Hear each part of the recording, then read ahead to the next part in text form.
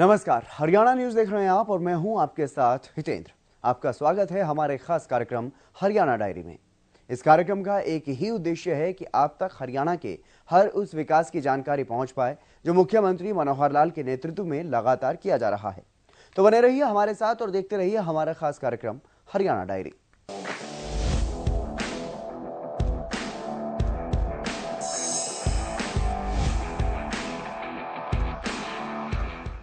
कामकाजी महिलाओं के लिए मुख्यमंत्री मनोहर लाल ने एक बड़ी घोषणा की है। गुरुग्राम, फरीदाबाद और पंचकूला में ऐसी कामकाजी महिलाओं के लिए हॉस्टल बनाए जाएंगे।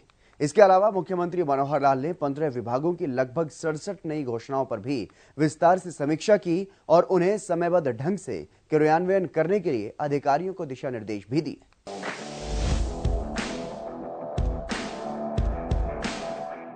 हरियाणा के मुख्यमंत्री मनोहर लाल एक्टिव मोड में नजर आ रहे हैं। इस बार बजट पेश करने के बाद से अलग अलग विभागों के अधिकारियों के साथ सीएम लगातार मंथन कर रहे हैं ताकि जनहित की योजनाओं और घोषणाओं पर तुरंत प्रभाव से काम शुरू किया जा सके, ताकि उन योजनाओं का लाभ आम लोगों को जल्द से जल्द मिल सके। यही सार्थक प्रयास मुख्यमंत्री मनोहर लाल की तरफ से किया जा रहा है। मुख्यमंत्री मनोहर लाल ने शनिवार को चंडीगढ़ में प्रशासनिक सचिवों के साथ आयोजित बैठक की अध्यक्षता की। मुख्यमंत्री मनोहर लाल ने इस बैठक में कहा कि कोरोना काल के दौरान विभिन्न योजनाओं व विकास कार्यों के क्रियान्वयन में बाधाएं आई, लेकिन अब हमें तेजी से कार्य कर लोगों को लाभान्वित करना है। इस बैठक में महिला एवं बाल कल्याण के लिए कई बड़े फैसले लिए गए, जिनमें न सिर्फ बच्चों के बेहतर भविष्य के लिए योजना बनाई गई, बल्कि दूर दराज से बड़े शहरों में काम करने पहुंची महिलाओं के लिए भी मुख्यमंत्री मनोहर लाल ने बड़ा फैसला लिया। इस बैठक के दौरान मुख्यमंत्री मनोहर लाल ने कहा कि गुरुग्राम, फरीदाबाद व पंचकूला में कामकाजी महिलाओं के लिए हॉस्टल बनाए जाने हैं। इनकी सभी औपचारिकताएं इसी माह पूरी करके अगले माह से कार्य आरंभ कर दिया जाए। इसके अलावा औद्योगिक क्षेत्रों में काम करने वाले मजदूरों के बच्चों के लिए क्रैच सेंटर चलाने की प्रक्रिया जल्द शुरू की जाए। ग्रामीण क्षेत्रों में 4000 प्ले वे स्कूलों की प्रक्रिया में भी तेजी लाई जाए। मुख्यमंत्री मनोहर लाल के कामकाजी महिलाओं के लिए हॉस्टल बनाए जाने को लेकर ऐसी महिलाओं में भी खुशी देखने को मिल रही है। सरकार के द्वारा कामकाजी महिलाओं के लिए हॉस्टल बनाए जा रहे हैं जी। कितना सही रहेगा ये? बहुत अच्छा रहेगा, क्योंकि जो बाहर से लेडीजें आती हैं उनके लिए सेफ नहीं रहता ना, होटल में मतलब सेफ नहीं रहता है। बाहर वो सेफ नहीं रहती, बाहर वो सेफ नहीं है। हाँ, गवर्नमेंट हॉस्टल हो जाएगा तो सही रहेगा। और जो बालन के लिए तो अच्छा ही रहेगा। बाहर से आवे जो लेडीज उनके बच्चे सुरक्षित रह जाएंगे वहाँ पर। मतलब हाँ, आते हैं होटलों में सुरक्षित नहीं रह पाते। हाँ, होटलों में सुरक्षित कहाँ, ज्यादातर परेशान ही रहे, कोई टाइम टेबल का उसका। वहीं मुख्यमंत्री मनोहर लाल ने इस बैठक में पर्यावरण को लेकर भी अधिकारियों को महत्वपूर्ण दिशा निर्देश दिए। मुख्यमंत्री मनोहर लाल ने कहा कि हर जिले में 5 एकड़ भूमि से अधिक क्षेत्र में लगाए जाने वाले अमृत वन योजना के तहत सार्वजनिक स्थलों व अमृत सरोवरों के चारों तरफ भी ज्यादा से ज्यादा छायादार पौधे लगाए जाएं। इसके अलावा अरावली क्षेत्र गुरुग्राम में बनाए जाने वाले सफारी पार्क की प्रक्रिया में भी तेजी लाई जाए। इसके अलावा प्रदेश में कानून व्यवस्था को लेकर भी मुख्यमंत्री मनोहर लाल काफी सख्त नजर आए। उन्होंने पुलिस अधिकारियों को साइबर क्राइम और बुजुर्गों की सुरक्षा को लेकर के सख्त दिशा निर्देश दिए। मुख्यमंत्री मनोहर लाल ने कहा कि साइबर क्राइम की इन्वेस्टिगेशन के लिए हर जिले में थाने शुरू किए जाएं, ताकि ये थाने एडीजीपी मुख्यालय को सीधे अपनी रिपोर्ट अप्रैल माह से भेजना सुनिश्चित कर सकें। इसके अलावा सुरक्षा प्रहरी योजना के तहत 80 साल से अधिक आयु के अकेले रहने वाले बुजुर्गों का हर माह हालचाल पूछने के लिए संपर्क स्थापित किए जाने का कार्य भी जल्द शुरू किया जाए। गरीबी रेखा यानी कि 1,80,000 रुपए से कम आय वाले परिवारों का मुख्यमंत्री मनोहर लाल विशेष रूप से ध्यान रख रहे हैं। बजट में की गई घोषणाओं को लेकर मुख्यमंत्री मनोहर लाल ने अधिकारियों को दिशा निर्देश दिए, ताकि ऐसे परिवारों को प्राथमिकता के आधार पर योजनाओं का लाभ मिल सके। मुख्यमंत्री मनोहर लाल ने कहा कि 1,80,000 रुपए से कम आय वाले परिवारों के युवाओं के लिए प्रतियोगी परीक्षाओं हेतु कोचिंग सेंटर तुरंत प्रभाव से शुरू किए जाएं। चिरायु हरियाणा योजना के सफल क्रियान्वयन के लिए पोर्टल तैयार किया जाए, ताकि उनका रजिस्ट्रेशन कर स्वास्थ्य लाभ देने की प्रक्रिया शुरू की जा सके। उन्होंने कहा कि स्वास्थ्य क्षेत्र में कार्य करने वाली चैरिटेबल संस्थाओं का इसमें सहयोग लिया जाए, जिससे लोगों का स्वास्थ्य चेकअप जल्द हो सके। उन्होंने कहा कि मेडिकल कॉलेज एवं नर्सिंग कॉलेज के कार्यों में तेजी लाई जाए।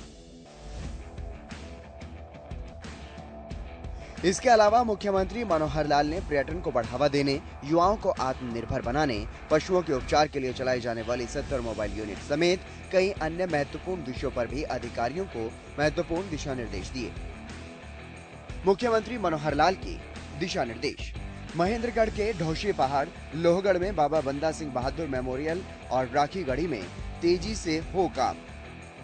पशुओं के उपचार के लिए चलाई जाने वाली 70 मोबाइल यूनिट भी जल्द शुरू की जाए। युवाओं को आत्मनिर्भर बनाने के लिए ड्रोन व्यवस्था की प्रक्रिया पूरी की जाए। ड्रोन प्रशिक्षण देने का काम भी आगामी माह से शुरू किया जाए। ड्रोन खरीदने पर 75% सब्सिडी दी जाएगी। सरकार ने गौशालाओं को ग्रांट देने की प्रक्रिया शुरू की ताकि सड़कों पर बेसहारा गाय न रहे। इस बार के बजट में की गई घोषणाओं को लेकर मुख्यमंत्री मनोहर लाल एक्शन में हैं, ताकि जल्द से जल्द जरूरतमंद लोगों को राहत मिले और विकास के कार्यों में तेजी आए। इसके लिए मुख्यमंत्री लगातार प्रयासरत हैं।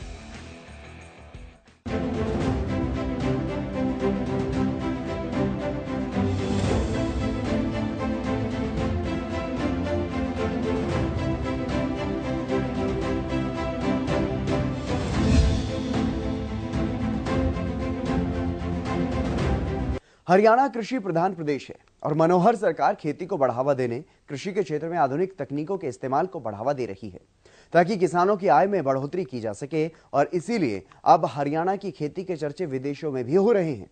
इतना ही नहीं, अमेरिका से छात्र घरोंडा के सब्जी उत्कृष्टता केंद्र में पहुंचे ताकि सब्जी की खेती की बारीकियों को सीख सके। एक रिपोर्ट आप देखिए।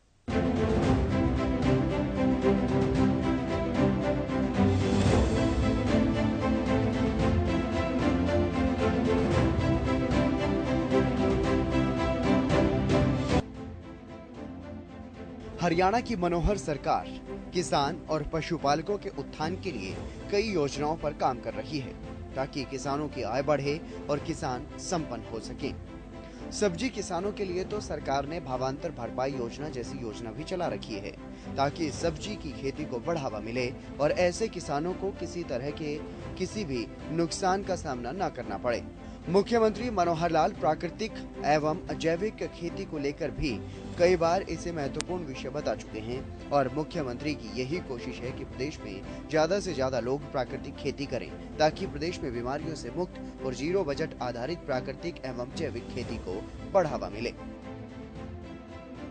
प्राकृतिक और जैविक खेती ये हमारे लिए बहुत महत्वपूर्ण विषय रहेगा। एक तो जीरो बजटिंग, बजट कम हो, बजट ज्यादा होने से ही अनवाइबिलिटी है खेत की। फिर उसमें केमिकल्स के ऊपर आधारित जितने खेती है, जो इस समय जितने प्रोडक्ट्स हैं, उसकी बीमारियां बढ़ती हैं। तो हम केमिकल्स का उपयोग कम करके और प्राकृतिक खेती, गोबर आधारित खेती जो हमारे परंपरागत तरीके होते थे, या फिर आजकल उसके अंदर सुधार होकर के नई नई चीज़ें मिला करके उसमें और खाद जो बनाए जाते हैं जैविक और प्राकृतिक खाद, उसके ऊपर आधारित खेती को हम आगे बढ़ाएंगे। और 100 क्लस्टर इसमें पहली बार 25-25 एकड़ के हम बनाएंगे, उनको सुविधा सहायता जरूर देंगे। पशुपालन की भी बहुत सी चीज़ें, नई जो टेक्नोलॉजी आई है एम्ब्रियो ट्रांसफर टेक्नोलॉजी, इसमें बछड़े होने पर और उनको 10,000 रुपये का एक अनुदान हर बछड़े पर, ताकि नई नस्ल उसके अंदर सुधार हो और वो कैसे ज़्यादा दूध देने वाली जो नस्लें हैं उन नस्लों को किस तरह से आगे बढ़ा सके। मुख्यमंत्री मनोहर लाल की नीतियों के कारण हरियाणा की खेती का डंका विदेशों में भी बज रहा है। हरियाणा के सब्जी उत्कृष्टता केंद्र में विदेशी छात्र भी विजिट करने के लिए पहुंचे। अमेरिका की येल यूनिवर्सिटी के प्रोफेसर डॉक्टर एंथनी ने अपने विद्यार्थियों के साथ घरोंडा पहुंच करके यहाँ के सब्जी उत्कृष्टता केंद्र का दौरा किया। इस दल में इजराइल, कनाडा, तुर्की, हांगकांग, कीनिया, स्कॉटलैंड और संयुक्त राज्य अमेरिका के निवासी थे। ये दल भारत में वास्तुकला, परिदृश्य व कृषि के समन्वय को समझने के लिए विभिन्न कृषि संस्थानों का दौरा कर रहा है। सब्जी उत्कृष्टता केंद्र में बागवानी विभाग के उपनिदेशक डॉक्टर सुधीर यादव ने केंद्र में संरक्षित खेती, जैविक खाद, पॉली हाउस की खेती और ग्रीन हाउस में पौध की पैदावार की जानकारी दी और बताया कि वो किस तरह से किसानों को जागरूक करते हैं।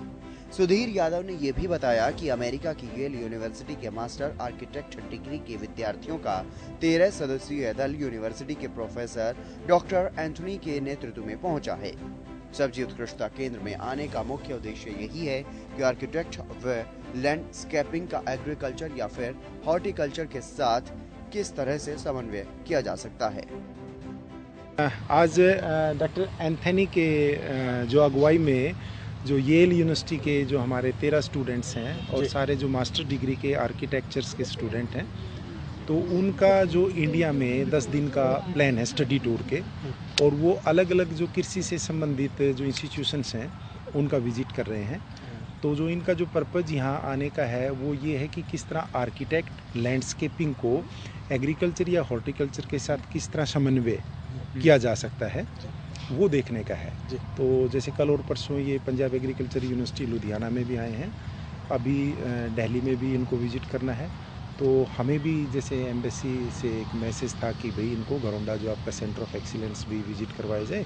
तो जो भी टेक्नोलॉजी हमने जो अपने गुड एग्रीकल्चर प्रैक्टिसेस यहाँ डिमॉन्स्ट्रेट कर रखी है और जो प्रोटेक्टेड कल्टीवेशन के क्षेत्र में जो भी हमारे 5 तरह के स्ट्रक्चर्स हैं, वहाँ जो जो क्रॉप जो टेक्नोलॉजीज़ के साथ उगा रखी हैं और ऑर्गेनिक कल्टीवेशन हम जो कर रहे हैं, और साथ ही जो किसानों के लिए जो सॉइल सीडलिंग प्रोडक्शन का काम कर रहे हैं, वो सारा हमने प्रैक्टिकली इनको दिखाया है। डॉक्टर साहब, जहाँ से ये आए हैं वो काफ़ी एडवांस देश है जी, तो जी। वैसे में इस तरह की टेक्नोलॉजी क्या वहाँ पर नहीं है या इससे एडवांस है?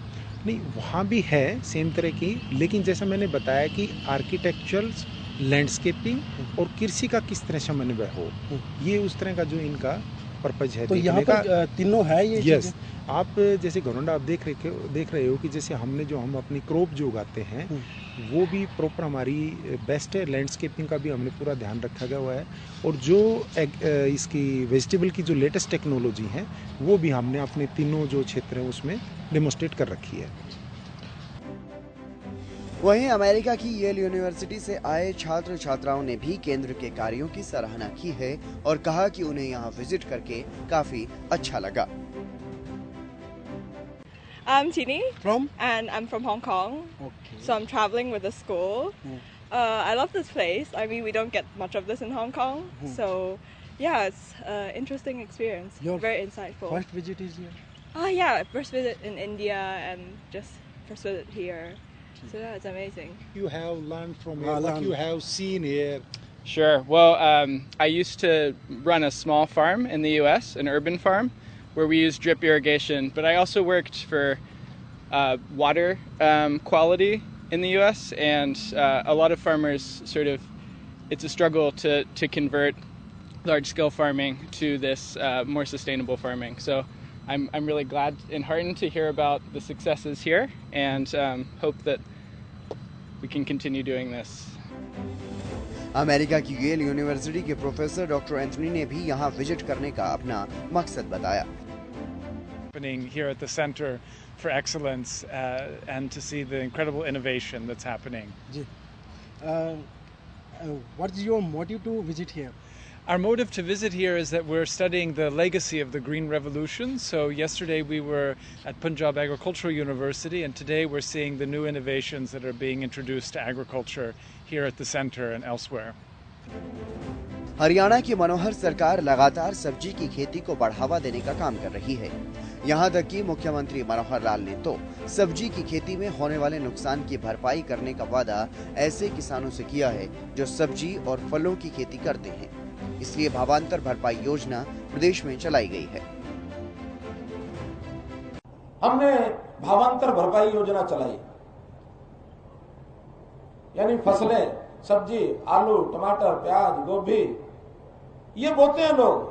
कभी कभी ऐसा होता है इतना भाव कम हो जाता है सड़कों पर फेंक के आ जाते हैं। उनका फेंकने की जरूरत नहीं है। जिस भाव मंडी में बिकता बेच दो।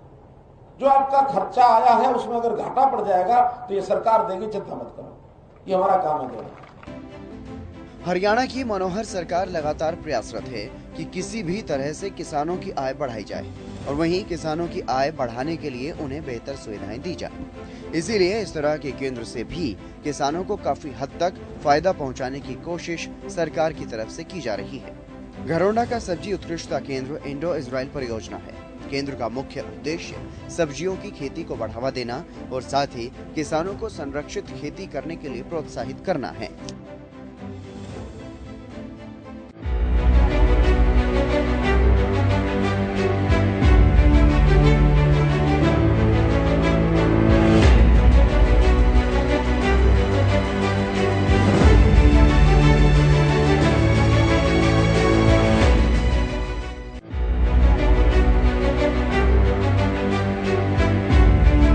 दुनिया में टीबी की वजह से हर दिन औसतन 4000 लोग अपनी जान गंवाते हैं और करीब 28,000 लोग बीमार पड़ते हैं और इसमें 1/4 मामले अकेले भारत से होते हैं। इसीलिए केंद्र की मोदी सरकार ने साल 2025 तक टीबी मुक्त भारत का संकल्प लिया है और पीएम मोदी के इसी संकल्प को पूरा करने के लिए हरियाणा की मनोहर सरकार भी एक्शन मोड में है। सीएम मनोहर लाल ने प्रदेश को सबसे पहले टीबी मुक्त करने का लक्ष्य निर्धारित किया है। इसके लिए मुख्यमंत्री ने अधिकारियों को निर्देश भी दे दिए हैं। एक रिपोर्ट आप देखिए।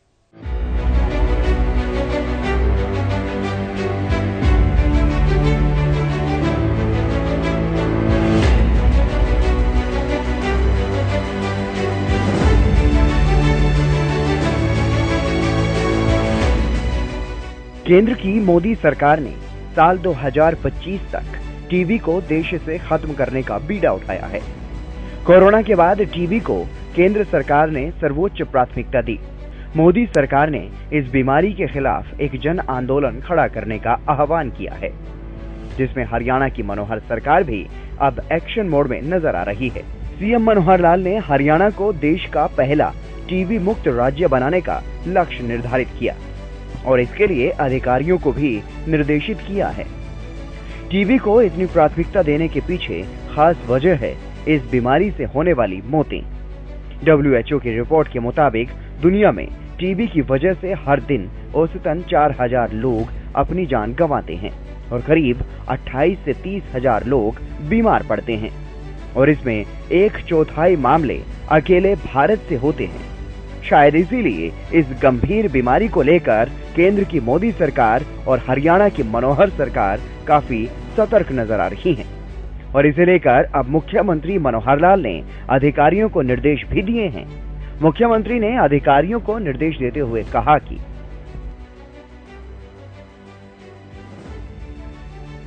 प्रधानमंत्री नरेंद्र मोदी द्वारा वर्ष 2025 तक भारत को टीबी मुक्त करने के अभियान के तहत राज्य सरकार ने देश भर में सबसे पहले हरियाणा को पूरी तरह से टीबी मुक्त करने का लक्ष्य निर्धारित किया है। सभी प्राइवेट क्लिनिक्स और नर्सिंग होम जहां पर भी टीबी के मरीज इलाज के लिए जाते हैं, उन संस्थानों के साथ समन्वय स्थापित कर उनका डेटा एकीकृत करें ताकि प्रदेश में टीबी के मरीजों की वास्तविक स्थिति का पता लग सके। इसके लिए स्टेट टास्क फोर्स का गठन भी किया जाएगा। सरकारी और निजी क्षेत्र के चिकित्सक संस्थान व डॉक्टर सभी मिलकर हरियाणा को टीबी मुक्त करने के लिए कार्य करेंगे।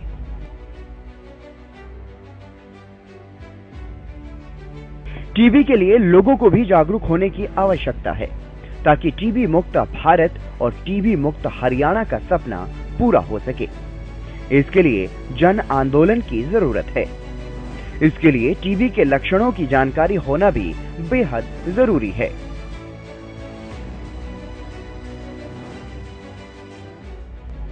अगर आपको 2 हफ्तों से ज्यादा खांसी है, बुखार है, रात में पसीना आता है, वजन घट रहा है और भूख भी नहीं लग रही, तो ऐसी स्थिति में आपको जरूर जांच करवानी चाहिए।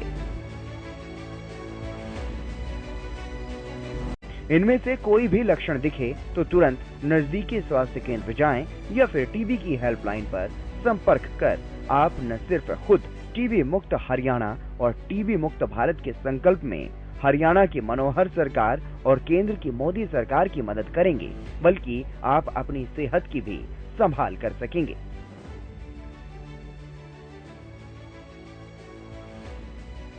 टीबी से रोकथाम के लिए पौष्टिक और प्रोटीन युक्त खाना खाएं। खांसते और छींकते समय मुंह को ढकें। हवादार और खुली खिड़की वाले कमरे में रहें। दरअसल टीबी का बैक्टीरिया कई बार शरीर में होता है, लेकिन अच्छी इम्यूनिटी से यह एक्टिव नहीं हो पाता और टीबी नहीं होती। और अगर आपको इस बात का जरा भी इल्म है कि आपके शरीर में टीबी का बैक्टीरिया है या हो सकता है, तो ज्यादा भीड़ भाड़ वाली जगहों पर जाने से बचें। कम रोशनी वाली और गंदी जगहों पर न रहें और वहां जाने से परहेज करें। और टीबी के मरीजों से भी जितना संभव हो दूर ही रहें।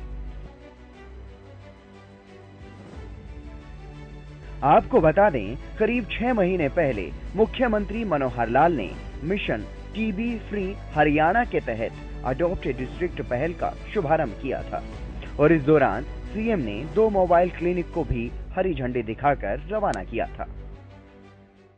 मित्रों, देश में भारत कैसे स्वस्थ हो, इसकी चिंता प्रधानमंत्री जी से लेकर के और हम सब लोग को ये है। चिंता आज से नहीं हो, पहले से है। व्यक्ति स्वस्थ हो, निरोगी हो, लेकिन इस पर विशेष बल जो दिया जा रहा है वो अभी कुछ वर्षों से दिया जा रहा है।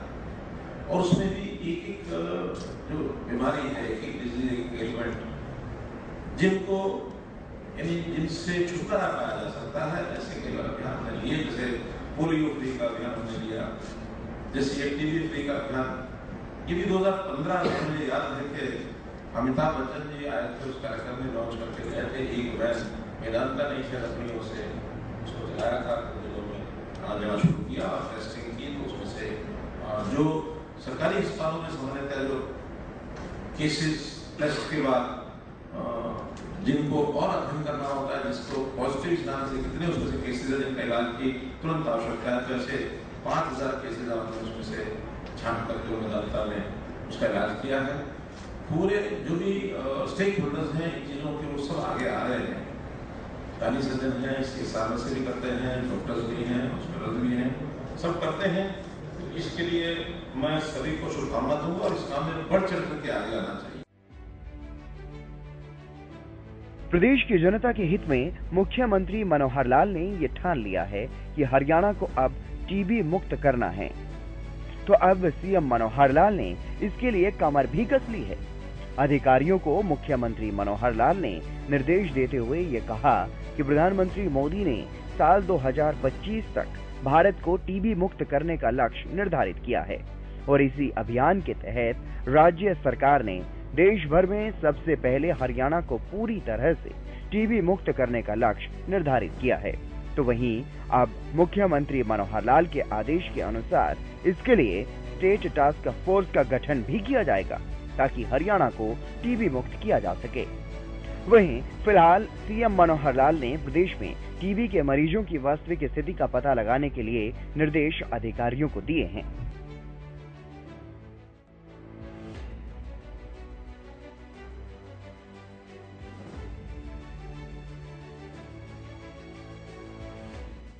मुख्यमंत्री मनोहर लाल के कुशल नेतृत्व में हरियाणा प्रदेश लगातार विकास की ओर अग्रसर है।